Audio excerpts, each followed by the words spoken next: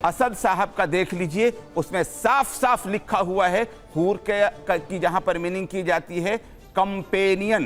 Companion का मतलब आप क्या समझते हैं? अच्छी तरह जानते हैं, स्पाउस, जोड़ा लिखा हुआ है। एक सवाल नहीं जुनैद साहब आगे बढ़ते ना, एक सवाल का जवाब दीजिए। Companion only for main, not for women, for both, companion for दोनों बोथ के लिए है ये। फिर क्यों सिर्फ आदमी को बताया जाता है 72 रूल मिलेगी? ये कौन से मौलाना बताते हैं, बताइए। ये मैं कहां बताया कि महिलाओं को क्या मिलेगा? अरे भाई, तो आप रशीदी साहब से बात कर रही हैं, मुझसे बात कर। रशीदी साहब ने एक बात कही, आप मुझसे बात अगर कर रही हैं, मैं आपको बता रहा हूँ कुरान में। अरे साहब इसका जवाब दीजिएगा, आप भी दीजिएगा, बताइए। कुरान ये कहता है हुरून ऐन का अमसालिल लुलुइ मकनून जज़ाअम बिमा कानू यामलून। पढ़ा है आपने कभी? पढ़ के देखिए। आप बताइए ना। हुरून ऐन का मतलब आंख नहीं है। अच्छा, हुरून ऐन का मतलब है वो औरतें जो जन्नत में अच्छे अमल का बदला मिलेंगी, वो औरत मुराद है, ऐन मुराद नहीं। ऐन का मतलब एक नहीं होता, ऐन के 10-10 मीनिंग है, अगर कुछ जानकारी हो। और आगे कुरान ने कहा जज़ाअम बिमा कानू यामलून, ये आपकी उन चीजों की जजा है जो दुनिया में आपने अच्छा किया है। जुनैद हारिस साहब इत्तेफाक नहीं। ये मुफ्ती साहब ने जो बयान सुनाए हैं आपने, ये उन आयतों का तर्जुमा बताया उन लोगों ने। आप उसको गलत वे में ले जा रहे हैं। जज़ाअम बिमा कानू यामलून जो ये कह रहे हैं, बिल्कुल इस दुनिया में जो कुछ हम अमल कर रहे हैं उसका बदला है, इसमें क्या शक है? और वो जिहाद कहाँ अब रह गई बात। लेकिन औरत होगी ये कहाँ है? जिहाद कहाँ बताया? औरत होगी ये कहाँ है? लिखा है औरत होगी, डिस्क्रिप्शन है।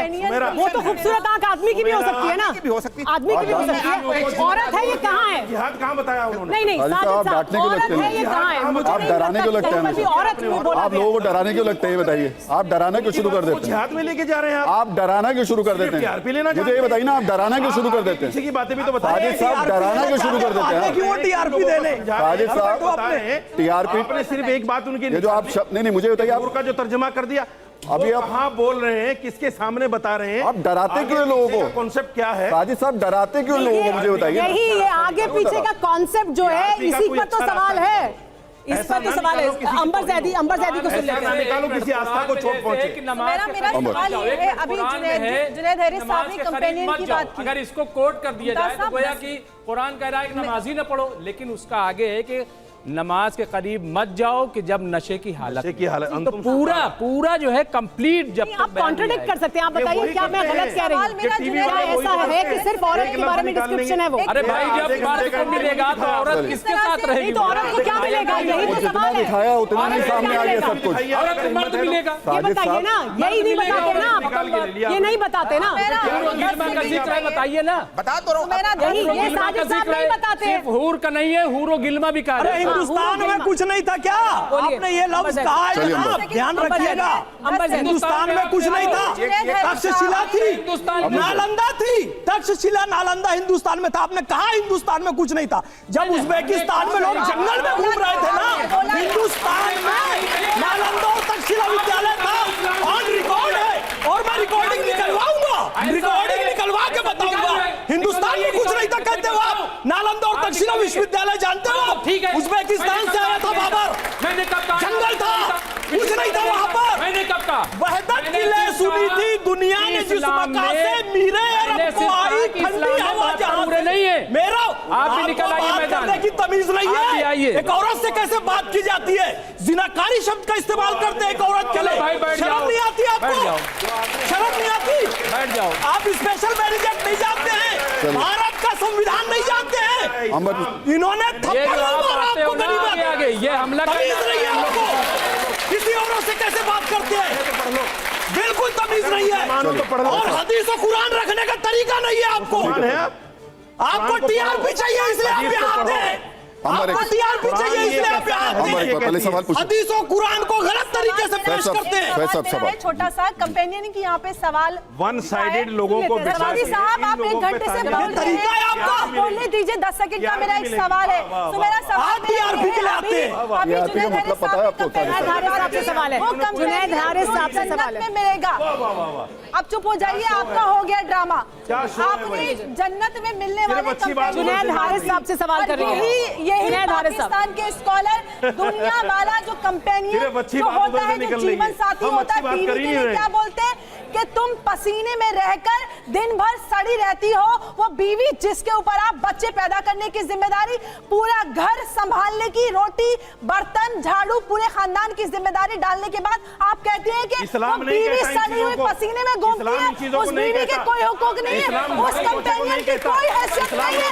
आप सिर्फ जन्नत में मिलने वाले कंपेनियन को आप बड़ा उसका 3D डिस्क्रिप्शन दिखाते हो, तो क्या जिम्मेदारी इस्लाम में औरत की जिम्मेदारी नहीं रोटी पकाना। हमारे सब जवाब देंगे। इस्लाम में औरत की जिम्मेदारी नहीं रोटी पकाना। उनको ये कहते हैं कि औरत की जितनी जिम्मेदारी औरतें नहीं मिले झाड़ू पोछा ले आओ, करना। सबको ले आओ। तो ये तो आप दुनिया में मिलने वाले कंपेनियन की हैसियत बताते हैं, और जन्नत में मिलने वाला कंपेनियन ऐसे स्कॉलर्स जो दुनिया में रहने वाले अपनी ही औरतों की कोई हैसियत नहीं बताते, उस पर आपका मुंह सिल जाता है। आप कैसे बैठे रहते हैं कि इस्लाम पर आप बेइज्जती करते हैं? अरे आप कभी अपनी बहन बेटियों के लिए आप बोलिए। यही स्कॉलर जब अपनी बहन बेटियों की हैसियत लगाते हैं ना कि जितनी मिले उतनी ले आओ, यही जो अभी 72 यूरो का डिस्क्रिप्शन दे रहे थे ना 3D, तब आपको मुंह से कुछ नहीं निकलता। आप दुनिया में जो ऊपर मिलेगा कंपेनियन, उसकी आपको कितनी फिक्र है, उसके लिए आप जहनसाजी करते हो।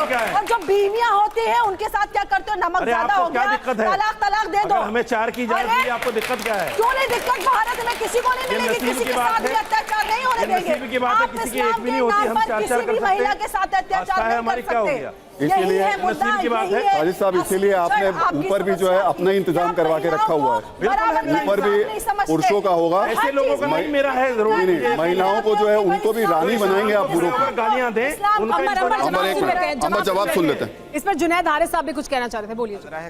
और सुबह इस पर जवाब दिया था। जी हाँ, मेरा जुनैद हारिस साहब ने कंपेनियन की बात की थी, इसलिए मेरा सवाल। मैं आपको एक चीज बता देना बहुत जरूरी समझता हूँ कि इस्लाम के अंदर जो औरत की हैसियत है वो हर हाल में आप अगर देखेंगे तो मकाम के एतबार से मर्द से ज़्यादा है।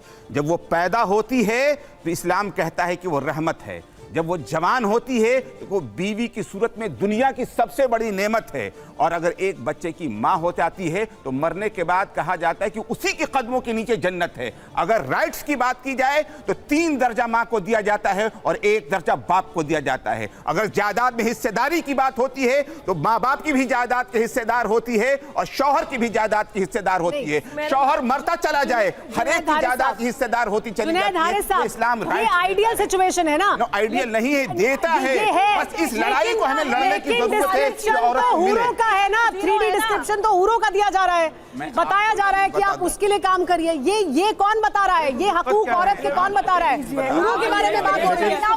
लेकिन एक मिनट हम लोग डिबेट देखिए, एक मिनट सुबह, एक मिनट हम लोगों की जो डिबेट थी वो 72 हूरों को लेकर थी। हम इस्लाम पर नहीं जा रहे हैं। 72 हूरों को लेकर के जो बात हो रही थी हम वही करेंगे।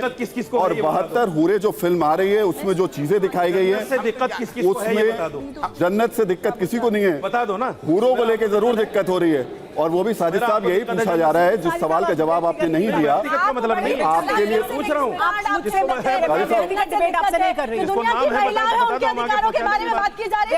जन्नत उन लोगों से है जो सिर्फ एक तरह का इंटरप्रिटेशन बताते हैं लोगों को। आप गलत सिर्फ एक आप आदमियों के बारे में बताते हैं, औरतों को नहीं बताते, उनके हक नहीं बताते। जुनैद हारिस साहब ने बहुत अच्छी बात बताई, लेकिन हकीकत में क्या होता है? जी देखिए, प्रोफेसर हारिस जी को मैं बहुत सम्मान करती हूँ क्योंकि वो बहुत रैशनल बात करते हैं और मुझे काफ़ी उम्मीदें हैं कि शायद वो इस कंफ्यूजन को दूर करने में कहीं ना कहीं मददगार साबित होंगे।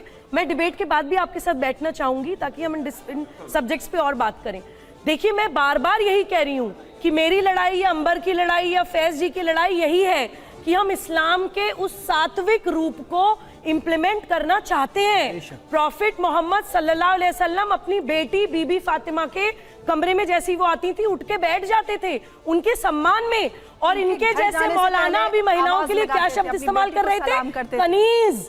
महिलाओं की फिगर को डिस्क्राइब कर रहे थे कि ऐसी फिगर होगी, ऐसी उनकी नसें दिखाई देंगी और वो कनीज होंगी, यानी कि सेक्सुअल स्लेव्स होंगी। 72 को भी एक आदमी गुलाम बना लेगा तो वो बनेंगी। ये इनका कॉन्सेप्ट है, इसके खिलाफ हमारी लड़ाई है। आपने बोला कि जन्नत से किसको दिक्कत है, मैं उस पर भी कुछ बताना चाहती हूँ। देखिए, जन्नत से दिक्कत मुझे है। मुझे जन्नत से दिक्कत इसलिए है क्योंकि वो इस्तेमाल हो रहा है माइंड वॉश करने के लिए। फियर साइकोसिस क्यों क्रिएट करते हैं आप? होली के रंग खेल लिए तो हराम है। अगर मुसलमान बच्चे के होली का रंग लग गया तो डराते हैं कि इतना गोश्त अल्लाह ताला निकाल के तुम्हारा जलाएगा। मुसलमान बच्चा नाच नहीं सकता, गा नहीं सकता, ड्राइंग पेंटिंग नहीं कर सकता, आर्ट क्राफ्ट कल्चर की किसी एक्टिविटी में पार्टिसिपेट नहीं कर सकता। इतना डराते हैं। मेरे बीच में संविधान में ये फेयर नहीं है कि तुम्हें फांसी पे लटका दिया जाए। अरे इससे नुकसान क्या होता है? अरे मुझे ये सुबह जी आप पढ़े लिखे बताइए, ये फेयर है कि नहीं कि करोगे फांसी चढ़ा दी? बोलने तो दीजिए। अरे मैं बताइए, ये बताइए ये संविधान में क्या है? रेड लाइट क्या है? ये देखिए रेड लाइट क्या है? जवाब दे रही हूँ ना, सुन तो लीजिए। हम कह रहे हैं कि आप वहाँ छोड़ दीजिए, ये दुनिया के बात कर लीजिए। दुर्भाग्य से मैं आप वकील जन्नत से भी आपको हूँ। नफरत है। कॉन्स्टिट्यूशन पे भी बात कर लीजिए। मैं वही तो कह रहा हूँ कि फेयर नहीं, क्या ये फांसी चढ़ा दिया जाएगा? आपको उम्र कैद दी जाएगी। सुमेरा, मैं इसको जवाब देना चाहती हूँ। आपने अपनी बात रख ली ना, अब उनकी भी तो सुन ले। बात पूरी नहीं हुई। पूरी नहीं हुई। आप तो सब कुछ कह दिया। आप जन्नत में बिलीव नहीं है, 20 सेकंड में डराया जाता है, डराया नहीं जाता है। 20 सेकंड उनकी बात सुनिए, फिर आप जवाब दीजिए। 20 सेकंड बोलिए। नुकसान ये होता है कि आतंकवादी, अपनी माँ के पेट से कोई आतंकवादी पैदा नहीं होता। मुसलमान बच्चे को पहले आप अलगाववादी बनाते हैं, वो ये नहीं कर सकता, वो नहीं कर सकता, उसके दोस्त कम हो जाते हैं, उसका दिमाग संकुचित हो जाता है, अलगाववाद के बाद उसको कट्टरवादी बताया जाता है। जो तुम सोच रहे हो वही सही है, बाकी सारी दुनिया गलत है। दोनों तरफ उसके ब्लाइंड्स लगा दिए जाते हैं, बेचारा इधर उधर देख नहीं सकता। फाइनल स्टेज में उसको फाइनल स्टेज में उसको आतंकवादी बनाया जाता है। इस सुन लेते हैं, वो सुसाइड बॉम्ब सुन लेते हैं, आप बोलिए सुबह, आप सुन लेते हैं। सुबह आपने बोला आपके 20 सेकंड पूरे हो गए, सुबह आप सुन लेते हैं। इंग्लिश खत्म करनी पड़ेगी। जन्नत 2020 सुबह आप सुनने करनी पड़ेगी। सुबह एक बार मुसलमान बच्चे सुबह एक बार सुन लेते हैं जी। मैं कह रहा हूं कि जहां तक डराने का कॉन्सेप्ट है, माँ बाप अपने बच्चों को भी डराते हैं, ये करोगे तो गलत रास्ते पे चले जाओगे। मत करना। अरे मैं कह रहा हूँ बिल्कुल गलत है। अगर इस्लाम कह रहा है, अगर एक मिनट मैं क्या कह रहा हूँ सुबह जी, एक मिनट मैं क्या कह रहा हूँ, लकुम दीनकुम, एक मिनट लकुम दीनकुम वले दीन, एक मिनट इनके आंख और कान बंद हो गए, साजिद भाई, लकुम दीनकुम वले दीन, एक मिनट हमारे भी ताली बजा देना भाई जरा। लकुम दीनकुम वले दीन, अगर हमारा दीन हमारे साथ, तुम्हारा दीन तुम्हारे साथ। उनको हमारा दीन अगर ये कहता है एक मिनट कि नाचना गलत है, हमारा दीन अगर ये कहता है कि नाचना गलत है, तो ये हमारा दीन कहता है ना। हम कह रहे हैं कि हम गलत है, ये हमारी आस्था। फिर इस्लाम क्या कह रहा है, वले दीन तुम्हारा दीन तुम्हारे साथ है। अगर तुम्हारा दीन कहता है कि नंगे होकर नाचो तो नाचो, हम कहाँ आप नाचिए। अरे मैं देखिए मैं क्या कह रहा हूँ, आप फिर चलिए, आप फिर यहाँ चलिए, ये हमला है, तुम्हारे साथ ये हमला है। सुबह वहीं पर रहेगी। अब ये दूसरे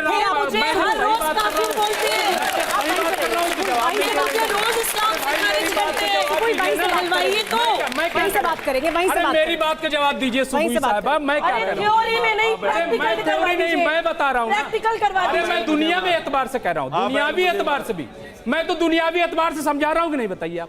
मैं एक स्कॉलरी आपको बता रहा हूँ कि नहीं, दुनियावी एतबार से। माँ बाप क्या चाहते हैं कि बुरे के साथ जाओ, और अगर जाओगे तो क्या कहते हैं, जब छोटा होता है तो कहते हैं आंख से जला देंगे, नहीं कहते बच्चों को कि अगर ये करो। ऐसा है, आप बच्चे माँ बाप बनो और फिर पता चलेगा। आप बच्चे माँ बाप बनो। सुनिए बच्चों के प्रति हिंसा की बात, हिंसा की बात नहीं है, मेरी बात बच्चों से आप कहते हैं आंसू जला देंगे, यही होती है फियर साइकोसिस। आप समझे नहीं, मैं यही होता है माइंड कंट्रोल, डरा के माइंड कंट्रोल। सर ये मैं सही कहते हैं, इसीलिए तो आप फिर ऐसी हो गई, फिर जब कहते हैं आपको बुरा लगता है। क्योंकि मेरे अब्बा ने मुझे डराया नहीं, तो इसीलिए तो यहाँ पहुँच गई। मेरे अब्बा ने मेरा दिमाग इसीलिए तो पहुँच गई, मेरे हाथ में किताब दे दी।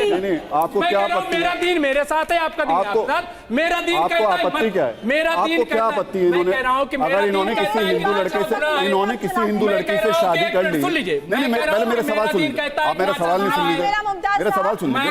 अगर इन्होंने हिंदू लड़के से शादी कर ली, इस्लाम बता रहे हैं, मेरा सवाल सुन लीजिए, अगर इन्होंने हिंदू लड़के से शादी कर ली, तीनों की बात कर रहे हैं, मुझे कोई दिक्कत नहीं है, मुझे कोई दिक्कत नहीं। मैं इस्लाम की बात कर रहा हूं। आप इनको गाली दे रहे हैं, नहीं गाली नहीं, आप गलत तरीके के शब्दों का इस्तेमाल कर रहे हैं। दे रहा है। सुन इस्लाम लीजिए, कहता है, जाति बात नहीं है ये। मेरी यही बात तो गलत है। मेरी बात ये जो माहौल क्रिएट कर रहे हैं इस देश में उधर से जो बात आएगी वो अच्छी होगी, इधर से जो आएगी वो गलत होगी। एक मिनट, अब आप रुक जाइए। सुनिए, इधर से जो आएगी वो गलत होगी और उधर से जो आएगी वही अच्छी होगी। उसी पे ताली बजेगी। ताली आप पे भी बजी थी, रखा है ना। आरजू काजमी पे जो बोला गया था ना, आपने जो बोला उस पर ताली बजाई थी इन्होंने, सुन के। सारी दुनिया जो पाकिस्तान में आप बोल रहे थे, इंटरव्यू दे रहे थे, उस पर इन्होंने तालियां बजाई थी। अरे साहब, उन्होंने तालियां बजाई थी। टीआरपी को आप जो बोल रहे थे उस पर इन्होंने तालियां बजाई आप थी। तो बहुत समझते हैं, आप तो बहुत समझते हैं। एक मिनट रुक जाइए, कुछ बच्चे सवाल पूछना चाहते हैं। ने अच्छी बात नहीं कुछ बच्चे सवाल पूछना चाहते हैं, इनका सवाल लेंगे। पूरे डिबेट में 100 बार टीआरपी का प्रयोग किया है, खुद को टीआरपी चाहिए तब आप सुन लीजिए। अच्छा चलिए सुनिए एक बार। मौलाना साहब, आपने कहा कि बच्चे को अगर कुछ गलत काम करते हैं तो पेरेंट्स कहते हैं कि हम जला देंगे। मैं एक मुस्लिम फैमिली से हूँ, मेरे पेरेंट्स ने आज तक मुझे कभी नहीं कहा कि ये काम मत करो, वो काम मत करो। दूसरी चीज, ये लोगों का माइंडसेट होता है कि वो लड़कियों को पढ़ाए ना पढ़ाए। मेरे पेरेंट्स ऐसे हैं कि वो अभी तक मेरे पे लाखों रुपए लगाने को तैयार हैं। वो बोलते हैं जाके पढ़ो, जो करना है करके दिखाओ। मैं खुद 2 बच्चे का बाप हूँ और जाहिर है बाप हूँ तो मेरी बीवी भी होगी। एक मिनट मैं नहीं कहता हूँ, मेरी बीवी जो है, एक मिनट, माँ ही कहती है, माफ कीजिएगा। नहीं, बाप कभी नहीं कहता, बाप कभी नहीं कहता ये सब बातें, माँ ही करती है। माँ दुलार में कहती है। भैया ये कौन महिला और पुरुष से बात कर रहा हूं? भाई, इधर वालों की नहीं मानी जाएगी। माँ कहती है, थोड़ी देर बाद मैंने कहा ही नहीं, इधर वालों की नहीं मानी जाएगी। अच्छा, रूल्स हटा दिए जाए, मतलब जो फांसी चढ़ाते हैं वो हटा दिए जाएं।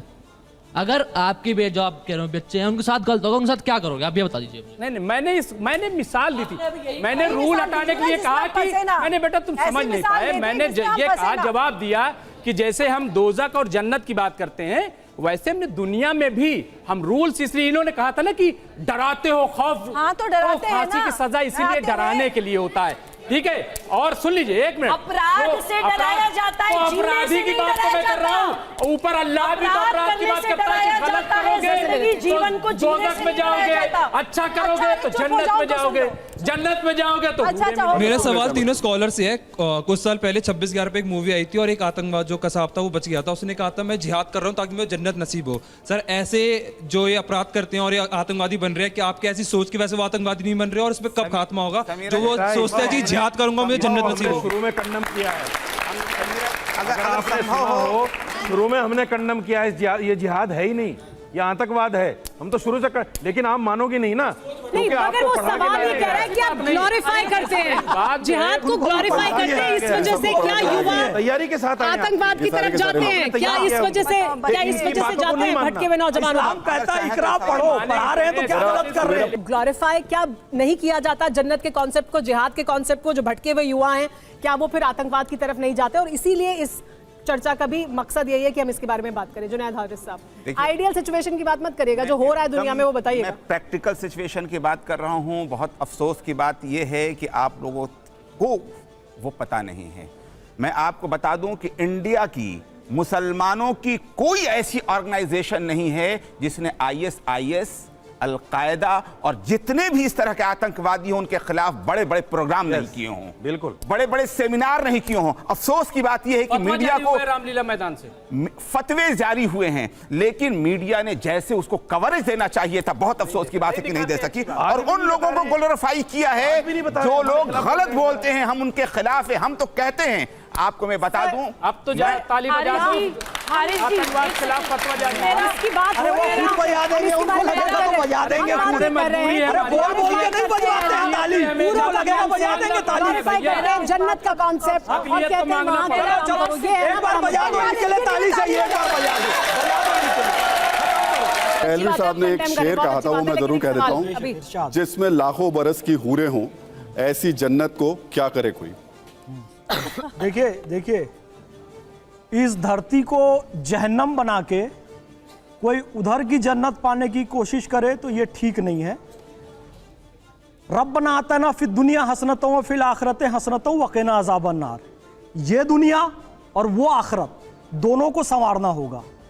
यहां पर बर्बादी करके आतंकवाद फैला के वहां जन्नत की कामना नहीं की जा सकती। और वहां पे हूरों का जो वर्णन किया गया, जो कह रहे हैं कितने बरस की हूरें, लाखों बरस की हूरें, लाखों बरस की हूरें हैं। तो यहाँ पर आपको 18 ईयर दिया गया साहब मैरिज के लिए, तो वहाँ तो लाखों बरस की हूरें हैं। तो पहले इस दुनिया को ठीक बना लीजिए, उसके बाद जन्नत की सोचना अकॉर्डिंग टू इस्लाम है, क्योंकि रब्बना आता है ना फिर दुनिया हसनतों व फिल आखिरत हसनतों व क़िना अज़ाबन्नार। जन्नत पे